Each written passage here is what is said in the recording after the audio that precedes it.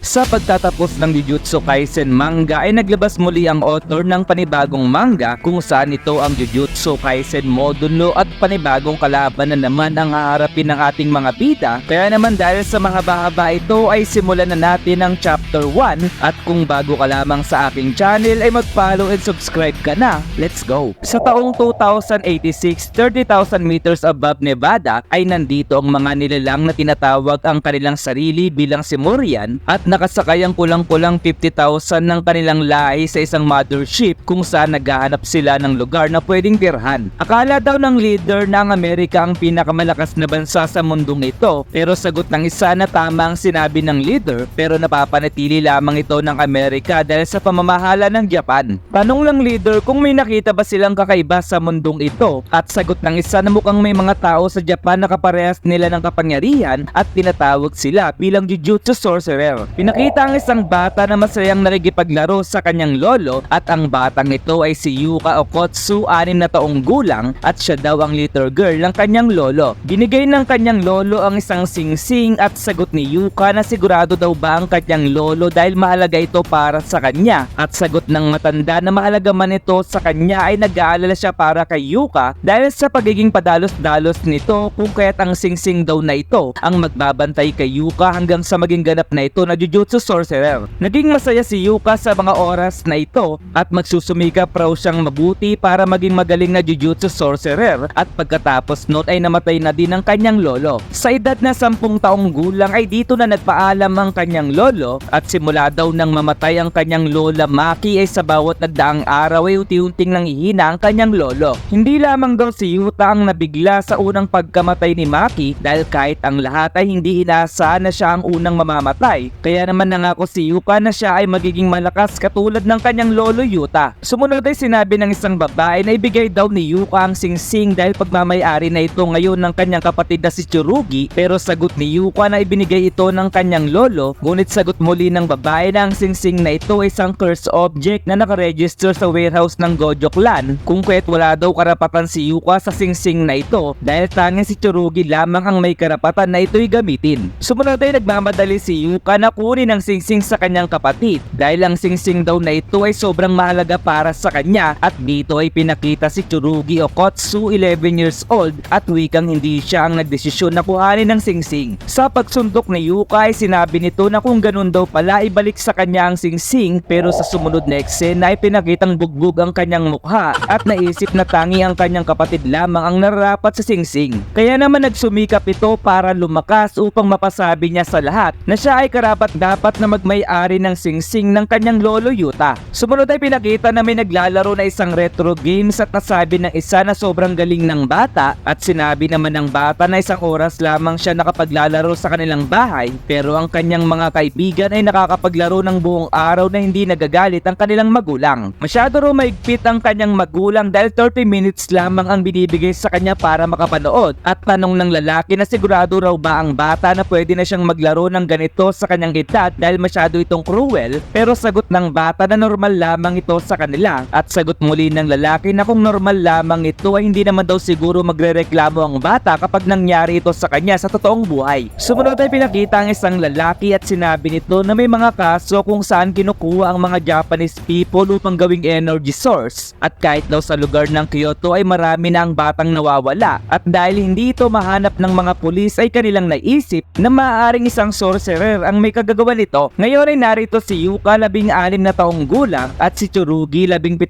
gulang kung saan kailangan daw nilang investigahan ang insidenteng ito at i-report sa higher ups ang kanilang matutuklasan. Nagpakilala naman si Inspector Marulu at maaari daw siyang tawaging Maru habang nagtataka si Yuka na may ibang Jujutsu Sorcerer mula sa ibang bansa dahil ang cursed energy daw ay isang emotional energy na unique lamang sa mga Japanese people kung kaya't ang mga Jujutsu Sorcerer ay tanging pinanganak lamang sa Japan, pero may exception pa rin naman daw dito gaya ni Maru. Sagot naman ni Maru na maaaring ito ang dahilan kung bakit target ng salary ng mga Japanese dahil sa kanilang cursed energy at sagot ni Usami na ang mga Japanese ay nabebenta sa malaking halaga at sinabi naman ni Tsurugi na ang ibig sabihin daw ba na hindi man lang alam ni Maru ang tungkol sa bagay na yon. Sinabi muli ni Tsurugi na hindi siya komportable na makatrabaho si Maru, pero sagot ni Yuka na wala siyang pakialam kahit sino pa ang kasama dahil mag-iimbestiga lamang sila at hindi naman daw siguro sila makakakalaban ng isang curse user. Nagtaka naman si Maru kung ano ang isang curse user at sagot muli ni Tsurugi na ang kanyang point ay hindi nila alam ang posibleng mangyari at ilang beses daw ba niya itong sasabihin ng paulit-ulit kay Yuka. Habang nagtatalo ang magkapatid kung isasama ba nila si Maru sa misyong ito, ay nangungulit naman si Maru sa pagtatanong kung bakit tinawag na curse user at hindi Jujutsu sorcerer, hanggang sa makulitan na ang dalawa sabay sabi na ang curse user ay isang masamang Jujutsu sorcerer at kung hindi raw ito tatahimik ay iiwanan nila si Maru. Naiiyak naman si Maru dahil mas maingay sa kanya ang dalawa at sinabi naman ni Usami na narito si Maru bilang representative ng isang state party upang obserbahan ng mga Jujutsu sorcerer at naalala ni Yuka na meron nga palang nasabi sa kanila na may routine inspection ang magaganap pagkatapos mangyari ang security treaty. Sinabi ni Maru na nais niyang makita kung ano ang kayang gawin ng dalawa pero sa kanyang isip na gusto niyang makita ang kayang gawin ng mga tao sa Earth na may kaparehas nila ng kapangyarihan upang makita din kung maaari bang manirahan ng magkasama ang mga Earthlings at mga Simurians. Nais daw linawin ni Maru na huwag umasa ang dalawa sa kanya dahil nakatanggap siya ng utos na huwag mangingialam, kaya naman ang dalawa ay nakapagdesisyon na iwanan si Maru dahil kanina pa daw ito hadlang sa kanilang misyon. Dito ay nagiwalay ng landas ang dalawa kung saan nalito si Maru kung saan siya susunod, kaya naman wala itong nagawa kundi tumingala at umupo sa isang lugar. Habang siya ay nakaupo ay isang boses ang nagsabi na huwag umiyak si Maru dahil hindi naman daw sila masasamang tao, habang sa isip ni Maru na hindi iniisip ni Yuka na siya ay nakagawa ng mali. Nagutom na din si Maru sa mga oras na ito kung kaya't pinakain siya ni Yuka at sinabi ni Yuka na bakit umiyak si Maru dahil ang takoyaki ay makikita kahit saan sa Kansai at lalo na daw sa lugar ng Osaka pero nasa Kyoto daw sila ngayon. Nasabi ni Maru na nasa Japan na ang lahat at sagot ni Yuka na kailangan daw siyang bayaran ni Maru mamaya at sa kanilang pag-uusap ay napansin ni Maru na kapatid ni Yuka si Tsurugi pero sagot ni Yuka na kinuha daw ni Tsurugi ang pinakamahalagang bagay sa kanya. Ang singsing daw na suot-suot ni Tsurugi sa kanyang leeg ay bigay ng kanyang lolo sa kanya at tanging ang pinakamagaling lamang na sorcerer ang pwedeng magsuot nito at kahit sa kanya ito noon ay kinuha ito ng kanyang ina para ibigay sa kanyang kapatid. Tanong ni Maru kung magaling ba talaga si Tsurugi bilang sorcerer at sagot ni Yuka na hindi masyado dahil kahit si Usami daw ay sinabi na halos parehas lamang sila pero nagkaiba lamang daw sila sa edad. Isa daw hard worker si Tsurugi at sagot ni Maru na isa yung magandang gawain pero sagot ni Yuka na kahit sino ay kayang sabihin kung isang hard worker ang isang tao, ngunit ang kanyang kapatid daw ay isang addict sa pag-workout. Parang nangihingi lamang daw si Tsurugi ng atensyon sa iba dahil kahit siya naman daw ay masipag at malakas at ginagawa lamang daw yun ng kanyang kapatid dahil ayaw nitong maagaw ang singsing sa kanya. Dagdag pa raw doon ay wala namang magandang memory si Tsurugi sa kanilang lolo Yuka at mungkahi ni Maru na bakit daw hindi nila tapusin ang misyong ito upang ipakita sa iba kung gaano kagaling si Yuka. Dahil isang inspector daw si Maru at kung gagawin nila itong dalawa ay magmumukhang si Yuka lamang ang tumapos ng misyon pero sagot ni Yuka na ang pagkilos ng mag-isa ay pinagbabawal sa kanilang trabaho pero hindi naman daw niya sinabi na hindi niya ito gagawin na siyang kinasaya ni Maru. Sinabi muli ni Yuka na hindi naman pwedeng tumulong si Maru pero sagot ni Maru na walang makakaalam mas long na hindi siya gagamit ng curse energy kung kahit magsimula na daw sila agad at tapusin ang misyon. Sa kanilang paghahanap sa kriminal ay maraming lugar ang kanilang napuntahan hanggang sa sumuko na si Maru dahil wala silang makita pero si Yuka ay sinabi na para sa isang baguhan ay magmumukha talagang wala silang nakita at tanong ni Maru na may nakita daw ba si Yuka. Tanong ni Yuka kung saang daan nais tumungo ni Maru sa dulo ng kalsadang ito at sagot ni Maru na gusto niyang kumaliwa pagkatapos ay nais niyang maglakad ng diretso at dito ay pinasa ni Yuka ang kanyang isinulat kay Maru. Nakita ni Maru na naulaan ni Yuka ang daan na gusto niyang tahakin pero sagot ni Maru na ano naman daw kung naulaan ito ni Yuka dahil wala silang oras para maglaro pero sagot ni Yuka na tumahimik daw si Maru dahil magpapaliwanag pa siya sapagkat ang daan daw na kanilang nakikita ay may sumpa kung saan minamanipula ng curse user ang paningin ng tao patungo sa daan na gusto niyang ipatahak. Maaari daw na isa itong barrier technique na umuhuli ng mga tao sa oras na masunod ang daan na itinala at sagot ni Maru na perpekto ito para mangkidnap ng bata kung kaya't dapat raw nilang mahuli ang salarin. Sobrang amazing daw ni Yuka, wika ni Maru dahil ngayon daw ay makikita na ng iba kung gaano ito kagaling, ngunit pagyayabang ni Yuka na kahit sinong magaling ay makikita ang sikreto sa barrier technique na ito. Biglang nagpakita si Tsurugi at sinabing bakit daw nagliliwaliw ang dalawa sa kanilang misyon habang sa isip ni Maru na nakalimutan na ba ni Tsurugi na siya ang nang iwan sa kanya kanina at sabi muli ni Tsurugi na naramdaman nararamdaman naman daw siguro ng dalawa na may barrier sa paligid dahil kung magpapatuloy sila sa paglalakad ay mahuhuli sila ng curse user. Nagulat si Maru dahil alam din pala ni Tsurugi ang tungkol sa barrier at sandali lamang daw dahil kukuha muna si Tsurugi ng gamit para dito habang nagsorry naman si Maru kay Yuka pero sagot ni Yuka na wala namang kasalanan si Maru. Sa totoo lamang daw ay may kambal din si Maru na mas bata sa kanya at kahit ilang ulit niyang inaayos ang kanilang relasyon ay hindi talaga sila magkasundo at tanong ni Yuka kung bakit sila nag-aaway at sagot naman ni Maru na walang particular reasons ngunit lagi siyang tinatawag ng kanyang kambal na isang clumsy na tao. Masakit daw para kay Maru na hindi sila nagkakaintindihan ng kanyang kambal at tuwing maiisip niya na magtatagal ito habang buhay ay mas masakit pa lalo kung kahit ayaw niya raw matulad sila Yuka at Tsurugi sa kanila. Sagot ni Yuka na tigilan daw ni Maru na isipin na ganun din ang mangyayari sa kanila dahil sa hindi nito kasundo ang kanyang kambal pero normal lamang daw na nangyayari ito sa magkakapatid. Sa isip ni Maru na wala na din bang emosyon si Yuka at sagot muli ni Yuka na wala siyang pakialam sa kanyang kapatid dahil ang mahalaga sa kanya ay ang singsing na bigay ng kanyang lolo. Nang makabalik si Tsurugi ay sinabi nito na kung tama ang kanilang reading sa daan na ito sila dapat magsimula at tatapusin niya daw ang kanilang report kung kahit dapat nilang sarhan ang daang ito dahil kahit hindi nila masarhan ang lahat ng daanan ay maiiwasan nila na makumpleto ang kondisyon ng barrier ng kalaban. Ngayon ay natapos na nilang harangan ang daan subalit isang bata ang biglang sumulpot at nagawang malagpasan si Yuka at nang ito ay kanilang sundan ng tingin ay agad nila itong sinundan para pigilan. Subalit huli na ang lahat dahil isang kamay ang nagpakita upang kuhanin ang bata na kinagulat ng tatlo at sa pag-ikot ng malaking kamay ay biglang nawala ang bata sa kanilang harapan. Naiinis si Tsurugi dahil ang kalaban nila ay isang top tier na curse user na nagawang makagawa ng special interference into barrier technique kaya sinabi niya sa dalawa na mag-report ito kay Usami dahil susundan niya ang bata. Sagot ni Yuka na sasama siya kay Tsurugi pero sagot ni Tsurugi na hindi pwede dahil patutunayan niya na mas malakas siya kay Yuka pero sagot ni Yuka na tumigil daw si Tsurugi sa sinasabi nito dahil sasama siya kahit ano pa ang mangyari. Sa kanilang pagtatabi ay nagpakita muli ang kamay kung saan kinuha nito si Tsurugi ngunit tanong ni Maru kung bakit naiwan ang sandata ni Tsurugi at sagot ni Yuka na tinataboy ng barrier ang anuman o sino man na may malakas na curse energy gaya ng sandata upang maiwasan na matuklasan ng mga jujutsu user ang lunggan ng curse user. Sagot ni Maru na isa din namang sorcerer si Tsurugi pero sagot ni Yuka na special ang case ng kanyang kapatid dahil hindi ito nagtataglay ng curse energy kung kahit gumagamit ito ng curse tool. Kung ganun daw pala ay masama ang pangyayaring ito dahil parang naging prey ang isang hunter pero sagot ni Yuka na sundin nila ang sinabi ni Tsurugi na mag-report kay Usami upang matapos ang trabaho nila ngayong araw. Tanong ni Maru kung hindi ba nila tutulungan si Tsurugi dahil kung gagana ang kanyang plano ay matatagpuan nila kung saan ito napunta pero sagot ni Yuka na sa totoo lamang daw ay zero ang kanyang motivation na gawin ang sinabi ni Maru dahil natatandaan daw ba ni Maru ang sinabi ni Tsurugi kanina sapagkat halata namang hinaharas siya nito pero hindi raw inakala ng kanyang kapatid na may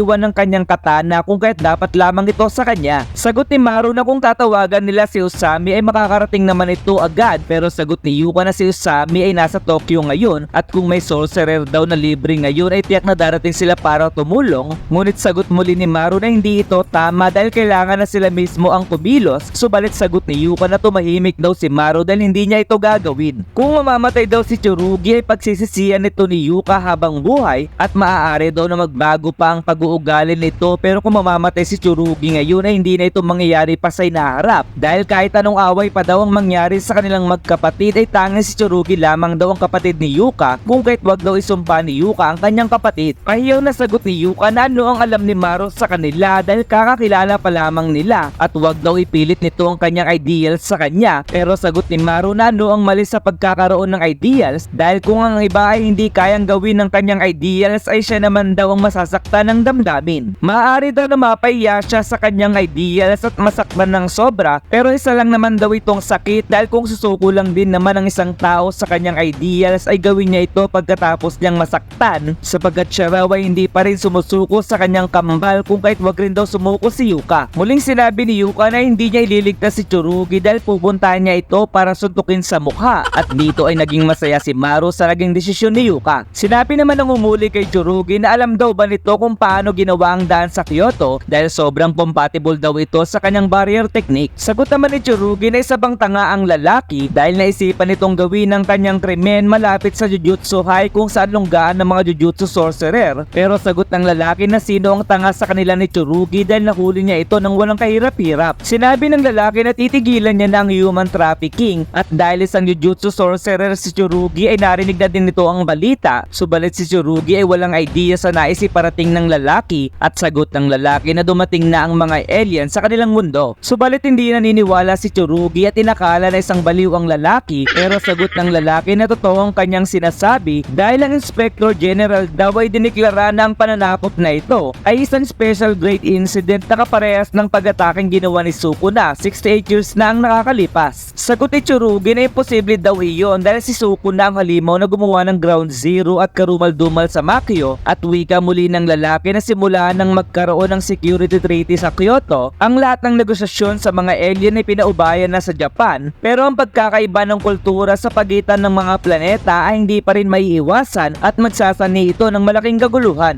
Naniniwala daw siya na magsisimula ng digmaan ng mga alien sa kanilang mundo at ang diplomatic mission at ang digmaang mangyayari ang magpapakita sa tunay na kulay ng Japan at tanong ni Tsurugi kung ano ang ibig sabihin ng lalaki. Pamilyar naman daw siguro si Tsurugi sa Culling game na nangyari noon na siyang nagdahilan upang magkaroon ng treaty habang si Gojo at Yuji naman daw ang pumigil sa larong ito, pero may kilala pa daw ba si Tsurugi na kasing lakas ng dalawa ngayon sa kanilang bansa? Kapag nalaman daw ng mundo kung gaano na ang inihina ng mga sorcerer ngayon, ang negosyo tungkol sa cursed energy na nakukuha sa Japan ay tiyak na ihina at ang value ng mga Japanese ay bababa din kung kahit nais niya na itong tigilan. Kaya naman ang kanyang plano ay magkaroon ng huling profit sa pamamagitan ng pagbenta kay Tsurugi at sagot ng bida na pinaplano pala siyang ibenta kasama ang bata bilang set item. Subalit sagot ng lalaki na nagkakamali si Tsurugi dahil napak niya na ang mga bata para ibenta sa iba at kahit mahina daw ang cursed energy ni Tsurugi ay sorcerer pa rin naman itong maituturing kung kahit ipupunta niya ito sa auction house. Sawa na daw siya sa mga bata dahil naririndi na ang kanyang tenga kung paano sila magsalita, pero sagot ni Tsurugi na maaaring kaparehas ng lalaki ang mga bata dahil isa daw itong nakakaawa na tao na hindi makakuha ng maayos na trabaho, at least daw ang mga bata ay cute na maituturing. Bigla siyang sinipa ng lalaki sa mukha at sinabing tumigil na daw si Tsurugi sa pagkukunwaring matigas dahil nasa lumang lugar sila na pinabayaan na dahil sa kawalan ng pondo, kung kaya tumiyaw daw ito ng malakas hanggang siya ay mapaos dahil walang sino man ang magliligtas sa kanya. Subalit biglang tumama ang pinto sa kanyang katawan sapagat ngayon ay dumating na sila Yuka upang iligtas si Tsurugi at dito ay pinakita ang nakaraan kung saan ginamit ni Maru ang kanyang curse technique upang dalhin si Yuka sa mundo ng harmony dahil ang kakayahan ng kanyang teknika ay balanse ang lahat at magagawa niyang mahanap ang ka-equal ni Yuka at ito si Tsurugi ang kanyang kapatid. Tanong ni Yuka kung sigurado ba si Maru na gagamitin niya ang kanyang curse technique, pero sagot ni Maru na konti lang naman daw ang kanyang gagamitin kung kahit hindi ito malalaman ng iba. Sa kasalukuyan ay sinabi ni Tsurugi na sumuko na ang lalaki at pakawalan nito ang mga bata,